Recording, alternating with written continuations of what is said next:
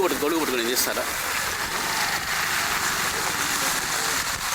ఫోటోలు కొడుతున్నాం.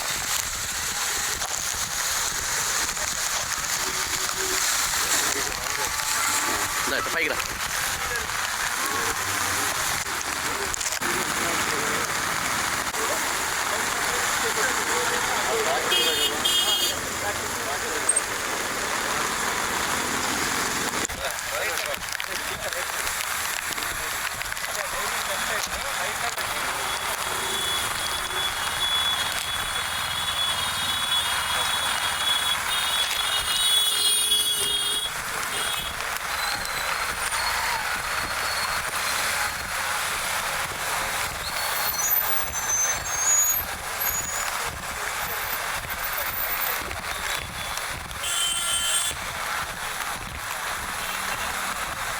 ఫాస్ట్గా బైక్ ట్రైన్ వస్తా.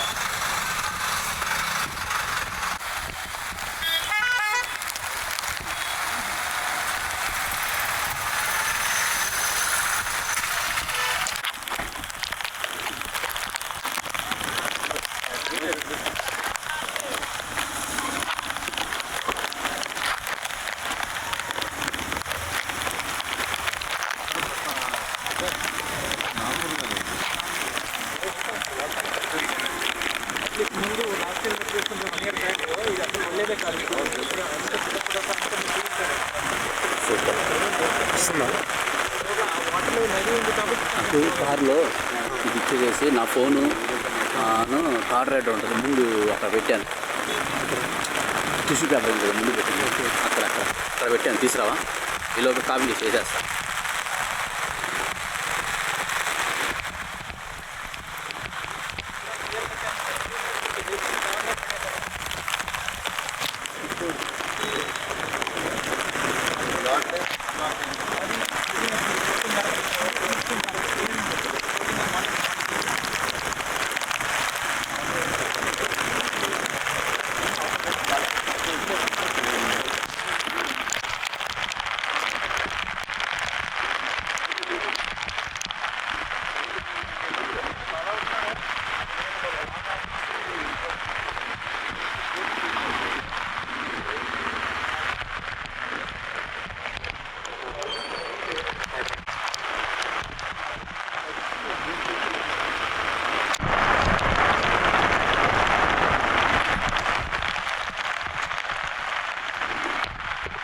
ఎక్కడ ఉంది లైట్ వస్తుంది.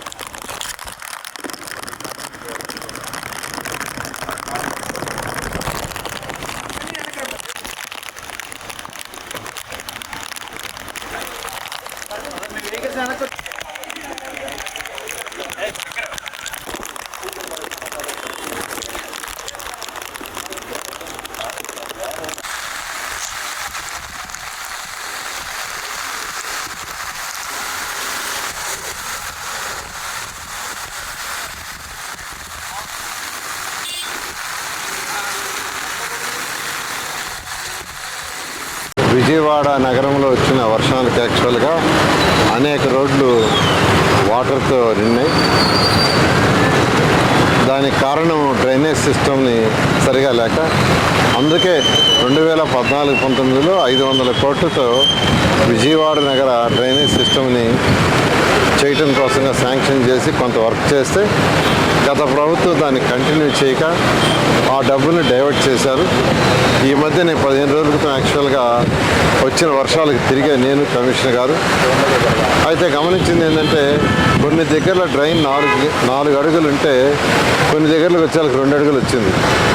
4 అడుగులు ఫ్లోర్ 2 అడుగులకు వచ్చేళ్ళకే ఆటోమేటిక్గా బ్లాక్ అవుతుంది. దానికి యాక్చువల్గా అధికారులకు చెప్పాను ఇమీడియట్గా వైడెన్ చేయమని.